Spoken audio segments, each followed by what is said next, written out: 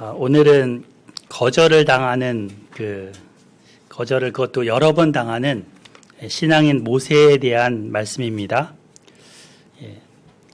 받아들여지고 인정된다면 그것만큼 좋은 게 없겠죠. 그러나 때로 우리도 거절을 당합니다. 열심히 한다고 했는데 욕을 먹기도 하고 비난을 받기도 합니다. 이럴 때 어떤가요? 상처받고 그래서 배반감과 분노감에 속으로 씩씩거리지 않을까요? 어떻게 나한테 이럴 수 있어? 내가 그동안 해놓은 게 또 해온 게 얼만데 하면서 거절한 상대방에게 칼을 갈지 않을까요? 아니면 그 거절 속에서 나를 돌아보고 교훈을 얻고 좀 더 성숙한 방향으로 나아갈까요? 요즘은 보면 집에서 오냐 정말 잘한다 이러면서 그런 키우는 환경이지 않습니까? 늘 받아주면서 어우 내 새끼 잘한다 하면서 그런 분위기 속에서 왕자처럼 공주처럼 대우해주는 그런 온실 같은 환경에서 아이들을 키웁니다. 그런 그들이 거절감을 한번 당하면 실패를 겪으면 쉽게 생명까지 끊는 그런 경우들을 종종 보게 됩니다. 거절을 디딤돌로 삼아야 되는데 걸림돌로 여기는 거죠. 매서운 비바람 같은 칼날 같은 그 환경에 노출되면 견디지 못하는 이들이 너무도 많습니다. 하지만 오늘 본문에서 모세는 다릅니다. 그는 어떻게 하나님께서 그의 잘못을 인해서 약속의 땅에 못 들어간다고 이렇게 하시는데요. 또 두 번째, 에돔 왕이 자기네 땅으로 지나가지 못한다고 거절을 하는데요. 여기서 어떻게 그가 대처하는지 살펴보고자 합니다. 그리고 거절당할 때 어떠한 자세로 살아가야 될지를 같이 배웠으면 합니다. 아멘. 우리 민수기 20장 1절 같이 읽어보겠습니다. 시작. 첫째 달에 이스라엘 자손 곧 온 회중이 신광야에 이르러 백성이 가데스에 이르더니 미리암이 거기서 죽음에 거기에 장사되니라. 네. 모세의 누이 미리암이 죽었습니다. 형제 자매의 그 죽음이 당사자한테도 큰 슬픔으로 다가옵니다.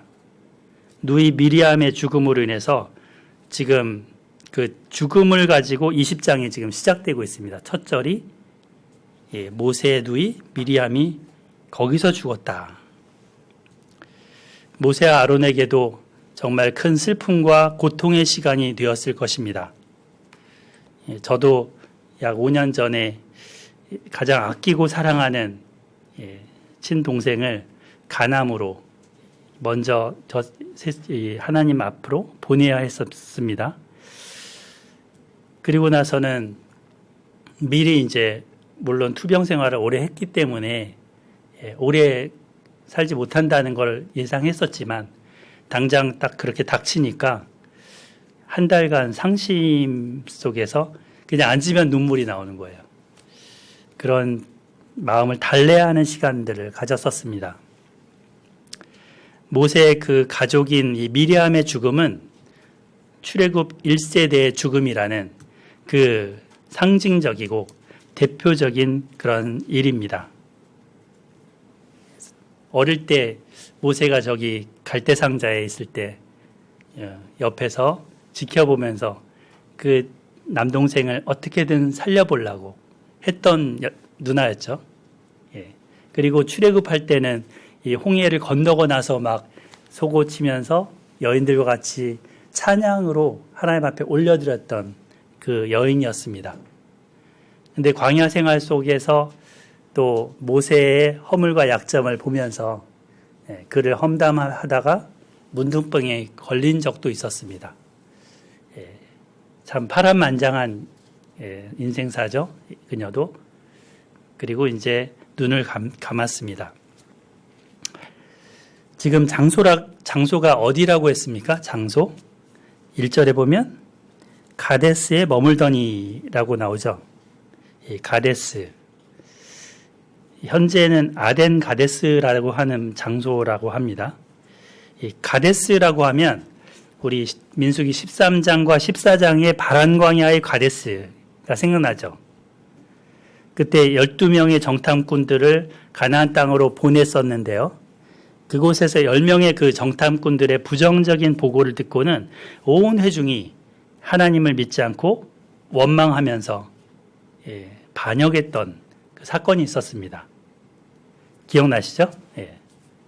그래서 하나님께서 갈렙과 여호수아 외에는 거역한 모든 이들이 광야에서 40년간 죽을 것이다. 우리가 광야에서 죽었더라면 했던 그들의 말대로 하나님의 귀에 들린 대로 행할 것이다 선언하셨습니다. 그리고 오랜 방랑이 지속되어 왔죠.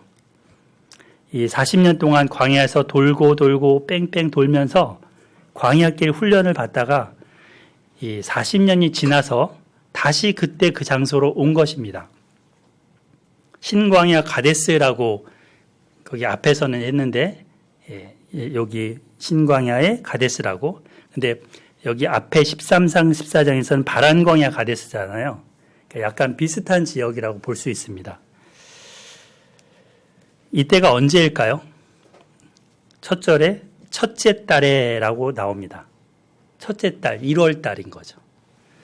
1월 언제요? 몇 년 1월인데요.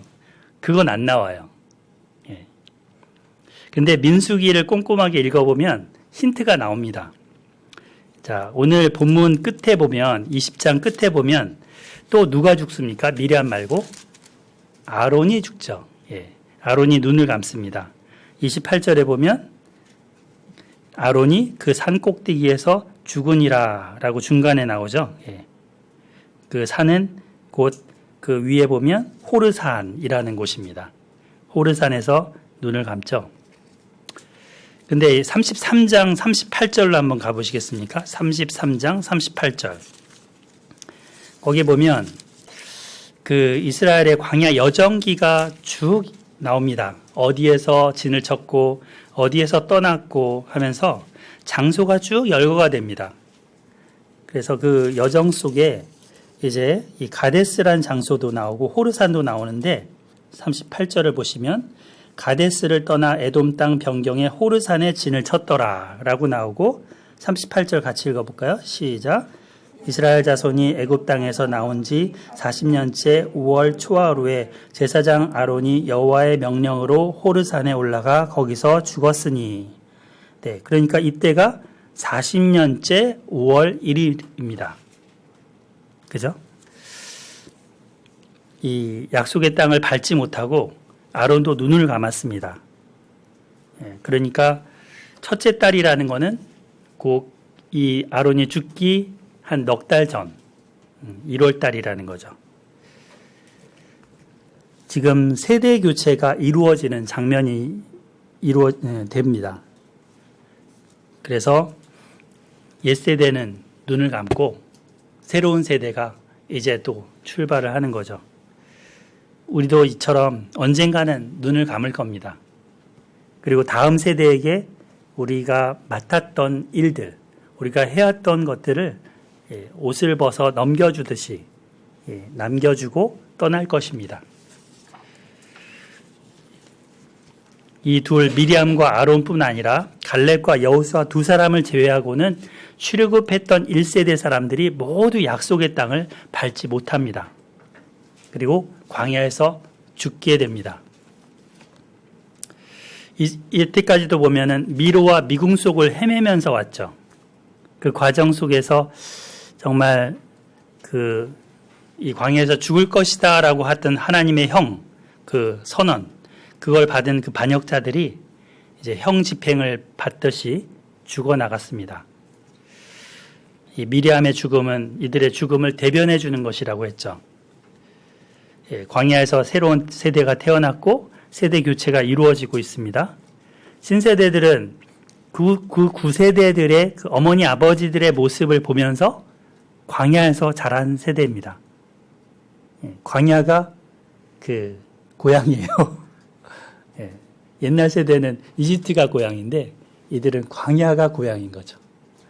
누구는 저기 신광야가 고향이고 누구는 저기 바란광야가 고향이고. 이제 가데스 여기 왔는데 이제 눈앞에 또다시 가나안 땅이 보이고 있습니다. 근데 현실은 여전히 광야입니다. 옛날에 이 가데스에 그 정탐꾼들 보낼 때 수개월을 여기 머물렀죠. 그때 여기 머무를 수 있었던 것은 오아시스, 물이 나오는 곳이 있었기 때문입니다. 이들은 여기 올 때 기대했을 겁니다. 아, 거기 가데스에 가면 물이 있었대. 예, 이제 가면 물을 우리가 마실 수 있겠지? 하면서 왔을 겁니다. 그런데 어땠습니까? 2절을 보시면 회중이 물이 없으므로 모세와 아론에게로 모여드니라. 지독한 가뭄 속에 물이 없는 겁니다. 기대를 안 했으면 덜 할 텐데 한참 기대를 했는데 물이 없기 때문에 갈증이 더했습니다. 고통스러웠습니다. 그래서 그들이 지도자들한테 와서 투덜댑니다. 집단 민원을 가지고 이제 나와서 피켓 시위를 하면서 항의를 하는 거죠. 예. 모세 이럴 수 있어! 그러면서 이제. 근데 이들의 태도가 보면 40년 전 그 부모 세대가 해왔던 불평이나 원망, 그들의 모습과 달라진 게 없지 않습니까? 물론 이때 지금 부모 세대도 아직 남아있어요. 자녀 세대만 있는 건 아니에요.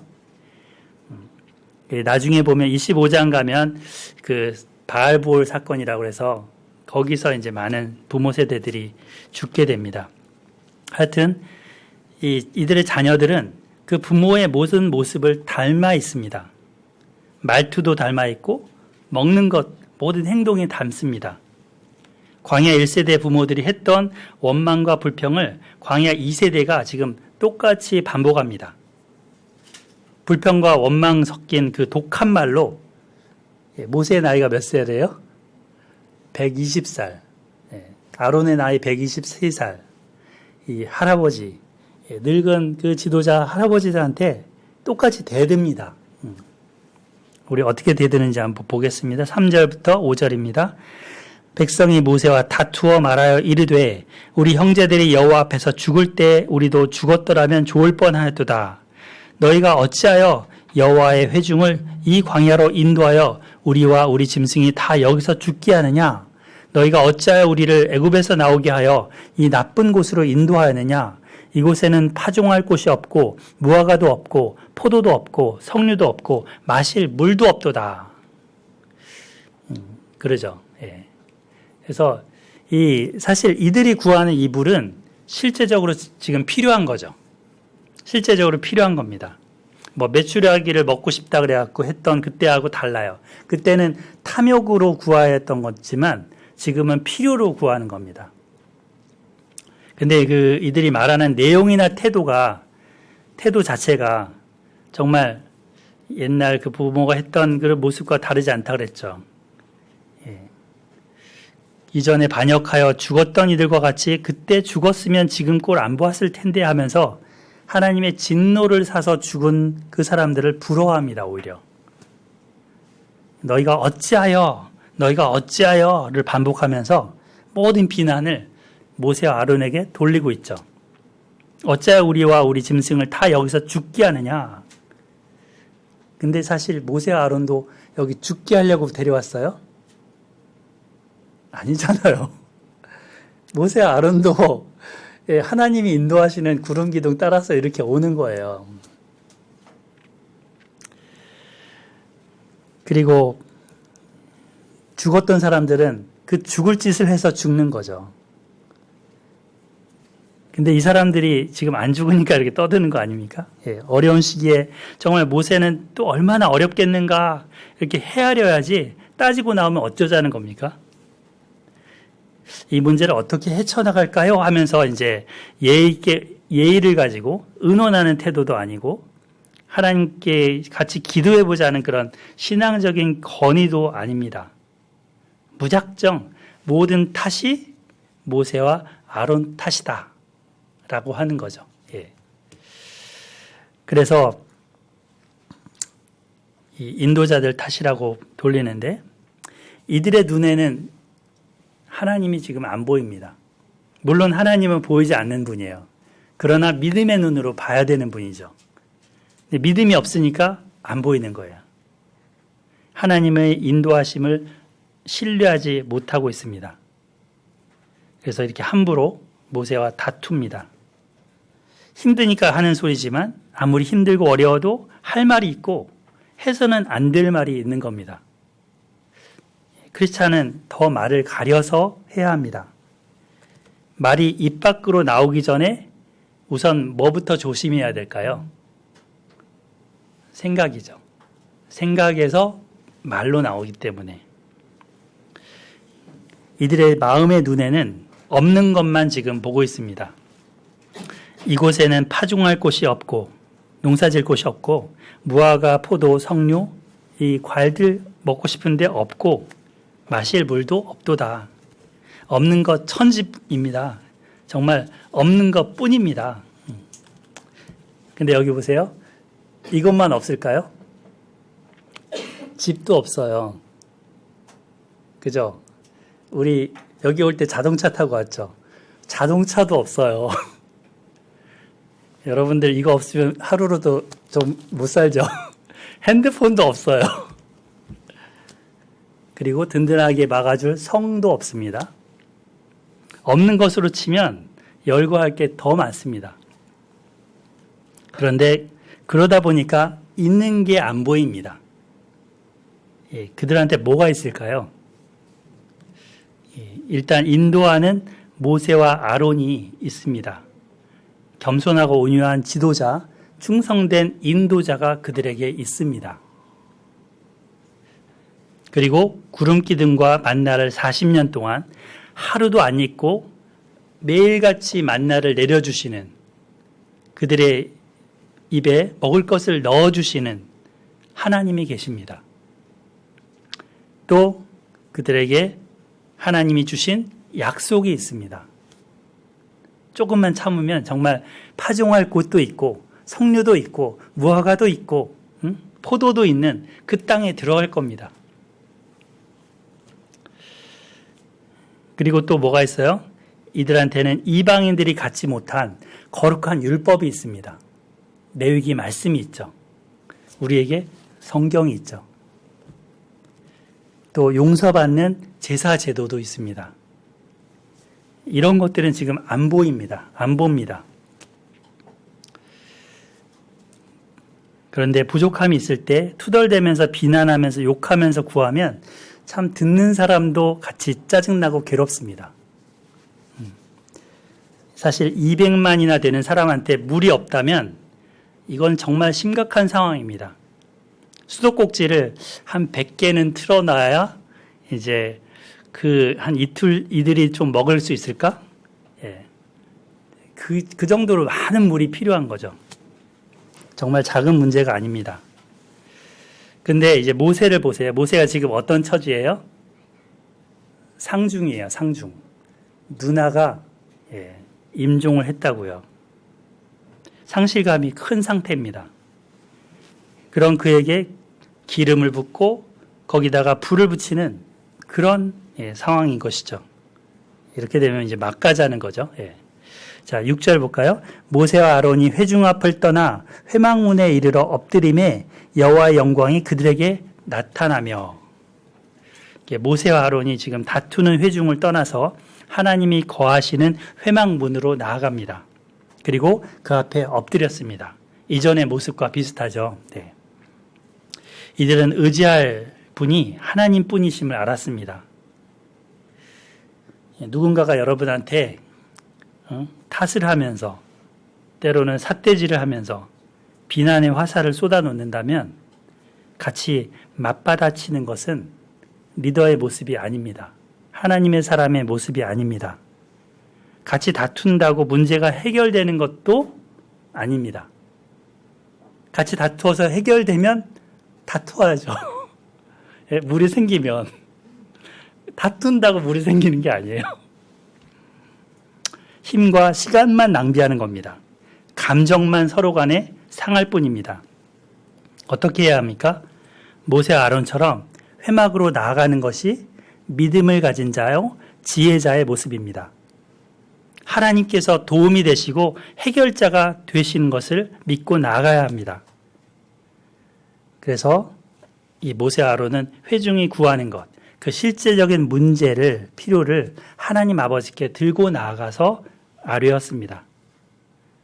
탐욕으로 구하는 건 하나님은 징계하시지만 정말 필요해서 구하는 것은 공급하시잖아요. 뒤에 보면 백성에 대해서는 뭐라고 안 하시죠. 정말 필요한 거니까. 자, 6절부터 8절 보겠습니다. 여호와께서 모세에게 말씀하여 이르시되, 우리 8절 읽어볼까요? 시작. 지팡이를 가지고 네 형 아론과 함께 회중을 모으고 그들의 목전에서 너희는 반석 위에 명령하여 물을 내라 하라. 네가 그 반석이 물을 내게 하여 회중과 그들의 짐승에게 마시게 할지니라. 네. 여기 8절에 반석에게 명령하여를 한번 밑줄 그어보세요. 예. 반석에게 명령하여. 반석에게다가, 예. 그 밑에다가 돌덩어리라고 적어 놓으십시오. 돌덩어리. 반석하면 우리 학생들은 조금 반석이 뭐야? 만세 반석 해도 반석이 뭐야? 이러거든요. 돌덩어리입니다. 돌덩어리. 그러니까 돌덩어리에게 명령하여라는 거죠. 이 모세 아론은 회중에게 말하는 게 아니라 반석에게 명령해야 합니다. 하나님의 말씀은 그거죠. 너희는 회중에게 말하지 말고 그 돌덩어리에게 명령하라. 돌덩어리는 아무 생명이 없는, 예, 정말 무생물인 벽입니다. 그죠? 제가 이거를 바라보고, 이 벽을 바라보고 명령을 한다 쳐봐요. 비웃겠죠. 예. 그런 겁니다. 지금 이걸 보고. 그러면 반석이 모세의 말을 알아듣고 물을 낼 거라고 하나님이 말씀하시는 거예요. 참으로 비상식적인 말씀입니다. 집에서 키우는 강아지는 그래도 말을 조금 알아먹습니다. 앉아! 그러면 앉고요. 나가! 그러면 나가고요. 물론 말 안 듣는 강아지도 있지만 금붕어도 조금은 말을 알아듣더라고요. 일로 와라, 먹을 거 있다 그러면은 몰려들더라고요. 그죠? 그러나 어떻게 돌이 사람의 말을 알아듣는단 말입니까? 하나님께서는 우리의 이성으로는 이해가 안 되는 그런 것도 시키십니다. 그런데 믿고 순종하면 하나님께서 행하시는 이적을 봅니다. 자, 과연 무생물이 명령을 못 알아듣습니까? 물론 사람의 말은 못 알아듣습니다. 하지만 하나님의 말씀은 무생물도 순종합니다. 천지창조 때 하나님은 빛에게도 명령하셨습니다. 빛이 있으라 하시면 빛이 있었고, 또 땅에게, 땅은 한 곳으로 모이고 묻이 드러나라 하시면 묻이 드러났습니다. 풀들은 땅에서 나오라 하니까 나왔죠. 이와 같이 모세는 하나님의 입이 되어서 그 반석에게 명령하라는 것입니다. 하나님을 믿고 순종하라고 하셨습니다. 하지만 그가 하나님 말씀대로 하지 않았습니다. 자기 감정대로 한 거죠. 어떤 식으로 거스렸나요? 9절부터 10절 전반부 보면 모세가 그 명령대로 여호와 앞에서 지팡이를 잡으니라. 모세와 아론이 회중을 그 반석 앞에 모으고. 자, 여기까지는 하나님의 명령대로 잘 했습니다. 그러나 그 이유가 문제죠. 자, 10절 후반부 모세가 그들에게 이르되 반역한 너희여 들으라. 우리가 너희를 위하여 이 반석에서 물을 내랴 하고 11절 모세가 그의 손을 들어 그의 지팡이로 반석을 2번 치니 친 거예요. 깜짝 놀랐죠. 모세는 반석에게 명령하지 않았습니다. 반석에게 명령하지 않고 지팡이로 쳤습니다. 모세 아론은 회중이 그 감정으로 대드니까 역시 감정으로 맞받아친 겁니다. 상대방이 감정으로 나오니까 한쪽은 똑바른 이성으로 대해야 사실은 다툼이 없어지거든요. 근데 감정 대 감정이 맞붙으면 분쟁이 됩니다. 그리고 그 분쟁이 더 커지면 전쟁이 됩니다. 우크라이나 전쟁 같은 전쟁이 되죠. 감정이 나올 때 상대방이 이렇게 감정으로 나올 때 내가 옥이나 자존심을 막 내세우면서 하게 되면 주먹이 오갈 수 있습니다. 그러면 이제 막대기가 춤을 추면서 휘둘러지는 거죠. 모세는 지금 반석을 쳤지만 사실은 내심은 회중을 그 막대기로 두들겨 패고 싶었던 것입니다. 차마 회중을 치지는 못하겠고 반석에게 감정을 실어서 분풀이를 한 겁니다. 이건 이제 미묘한 차이 같지만 정말 순종한 것처럼 보이지만 사실은 하나님께 대한 불순종이고 불신앙의 행동이었습니다. 결국은 하나님의 노여움을 모세는 사게 됩니다. 도리어 자기에게 모든 탓을 돌리면서 비난하고 다투었던 그 회중, 그들과 지금 모세가 다투고 있었기 때문입니다. 하나님은 반석에게 말하라 했는데 그들에게 말하잖아요. 지금 반역한 너희여 들으라 하면서 비난의 화살을 다시 그들에게 돌리고 있죠. 패역한 자들이야, 불순종한 사람들아 하면서 말하는 건데요. 사람들을 보고 말하지 말고 반석을 향해서 하나님 말씀하신 대로 했어야 합니다. 근데 아이러니하게도 이렇게 말하는 그 모세의 말이 그 사람 자신한테 모세에게로 부메랑이 돼서 돌아오고 있습니다. 모세가 지금 회중한테 반역한 너희여 그러잖아요. 응? 근데 지금 모세가 지금 하나님께 반역하고 있다고요. 이 자체가. 사람들에게 너희가 불순종한다고 비난을 하는데 모세 그 자신이 하나님께 불순종을 하고 있는 것입니다. 그래서 점잖게 명령하지 않았고 거기다가 그냥 우리가 물을 내랴 하면서 또 이제 말을 하는데 여기 보면 지금 우리가 물을 내랴? 우리가 너희를 위하여 반석에서 물을 내랴?